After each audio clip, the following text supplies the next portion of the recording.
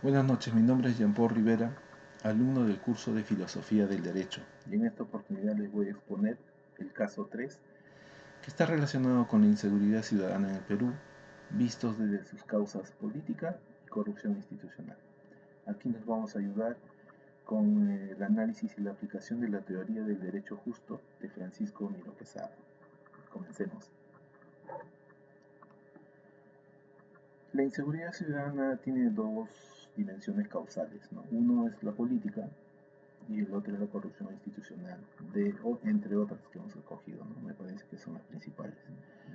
La política se refiere a la debilidad estructural del sistema de gobernanza y la falta de continuidad en las políticas públicas, por las interrupciones, porque no hay, por los ministros cambiados, por las vacancias, etc. La volatilidad política se traduce en planes de corto plazo. Muchas veces todos son reactivos. En la ausencia de consensos entre fuerzas políticas limita la posibilidad de construir políticas de Estado porque cada uno tiene un objetivo propio, ¿no? El reflejo de un sistema político incapaz de generar confianzas y estabilidad. Respecto a la corrupción institucional, se debilita la capacidad del Estado para cumplir su función esencial de garantizar justicia y orden, porque con la corrupción se reorientan las acciones, ¿no? Las soluciones. Los recursos destinados a la seguridad son desviados, por ejemplo, en los gobiernos regionales. Se erosiona la confianza ciudadana en el sistema jurídico, porque dicen que quien tiene plata obtiene justicia, o se paga y se obtiene un resultado esperado, ¿no? Y un vacío de autoridad, este vacío de autoridad, o sea, ante la corrupción institucional se crea un vacío de autoridad porque como no cumplen sus funciones, y aquí aprovechan las organizaciones criminales para consolidar su poder. ¿De acuerdo? Respecto a la organización, ya vimos que la inseguridad ciudadana es uno de los principales desafíos sociales y jurídicos actualmente, al menos en el nivel en que se encuentra en nuestro país, ¿no? Y obviamente la visión que se tiene en nuestro país es que la inseguridad ciudadana son los delitos comunes, cuando es un fenómeno estructural. El ataque debe ser sobre las causas estructurales, ¿no? Y en la organización consideramos a los políticos y a las instituciones públicas, pero carcomidas por la corrupción. Los políticos son un factor determinante de la crisis de gobernabilidad y las decisiones políticas responden más a coyunturas de poder y a la necesidad de mostrar control inmediato. Ahora, la corrupción institucional erosiona la capacidad del Estado para combatir eficazmente el crimen y garantizar justicia, ¿no? Más que nada como valor. Ahora, un Estado deslegitimado abre espacio para que el crimen organizado y la violencia se consoliden con poderes alternativos. ¿Por qué? Porque los poderes que están representados en las instituciones no cumplen con sus funciones, ¿no? Y no cumplen objetivos, no tienen metas, no hay políticas sostenibles, están a la deriva. Entonces aquí entran nuestros grupos criminales y empiezan a tomar la posición, ¿no?, de poder sobre la sociedad. ¿De acuerdo? Entonces ahora veamos un análisis de la filosofía del derecho en el Perú, pero tomando como pívot el siglo XX. Un antes, un durante y un después.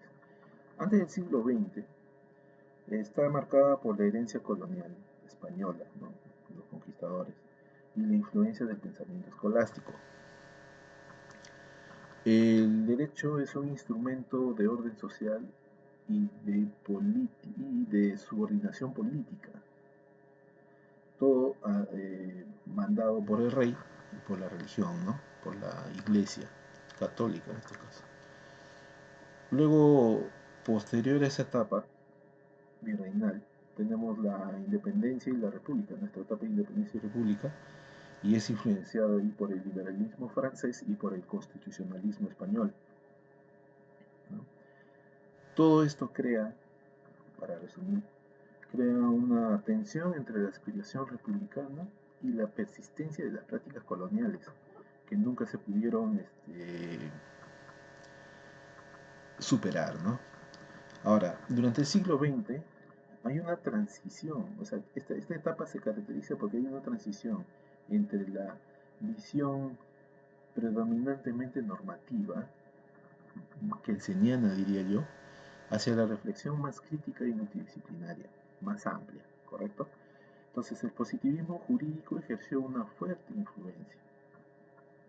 La filosofía jurídica adquiere un carácter más sistemático y académico, y que es expresado a través de las universidades, ¿no?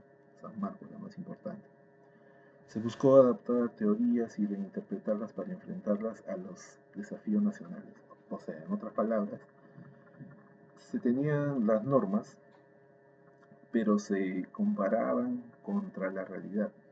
Y ahí es donde se obtenía una respuesta y una tensión entre la jerarquía normativa y la realidad nacional, cómo se encontraba la sociedad en ese momento.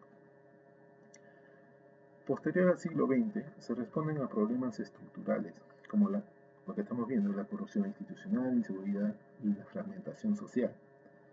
Se incorporan debates vinculados a los derechos humanos, el multiculturalismo y la justicia transicional. En otras palabras, está más orientada, es más humanista, ¿de acuerdo? Se integra la diversidad cultural y social en la construcción de un Estado legítimo. ¿Cómo caracterizaríamos el después? El proyecto como un proyecto ético-político que debe trascender la mera legalidad, que ahora lo vamos a ver con Miro Quesada.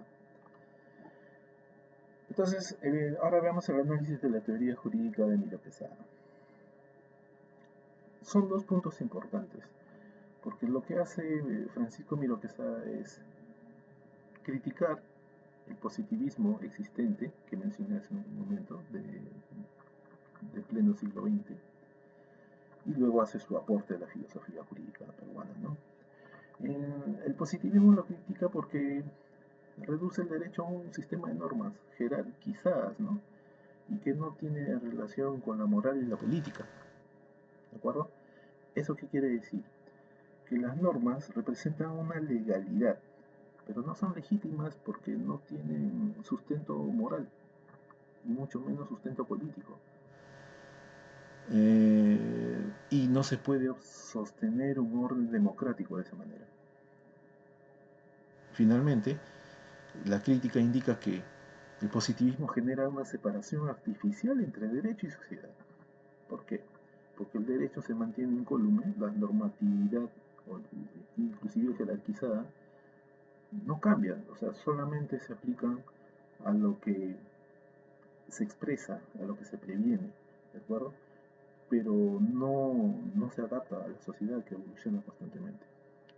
Básicamente va por ahí. Luego, el aporte de la filosofía jurídica peruana. ¿Cuál es el aporte de Miro Quesada? Él nos dice que, en resumen, el derecho debe estar orientado por la justicia y él ofrece una propuesta que responde a los desafíos contemporáneos del país.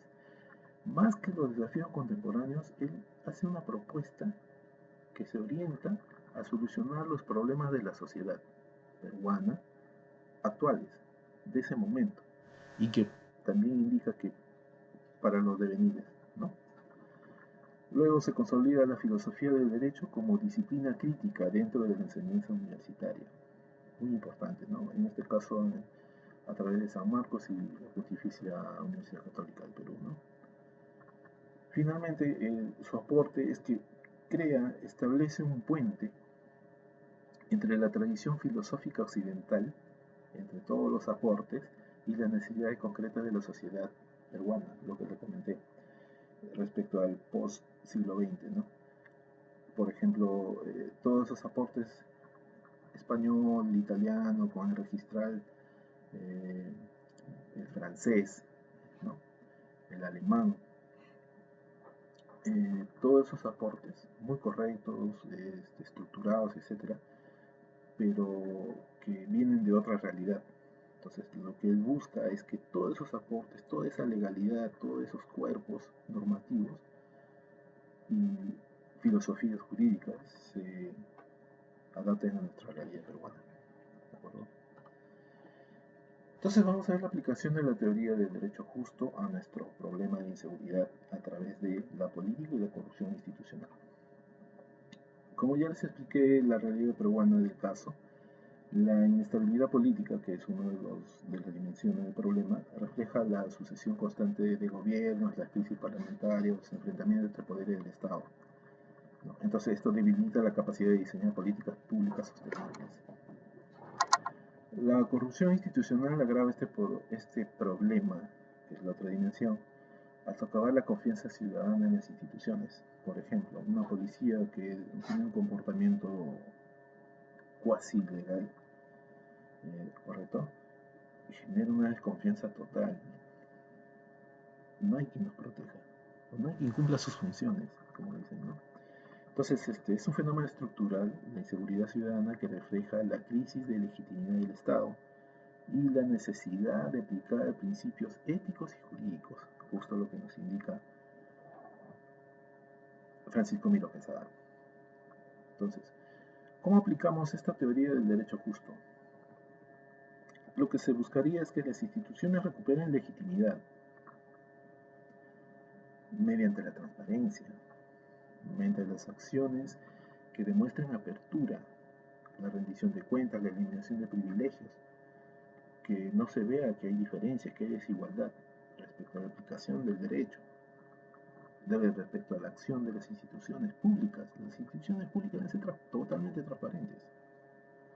Ahora, el derecho justo se convierte en un criterio que distingue entre normas que carecen de legitimidad ética y aquellas que realmente garantizan la dignidad humana. Eso es lo que busca el derecho justo.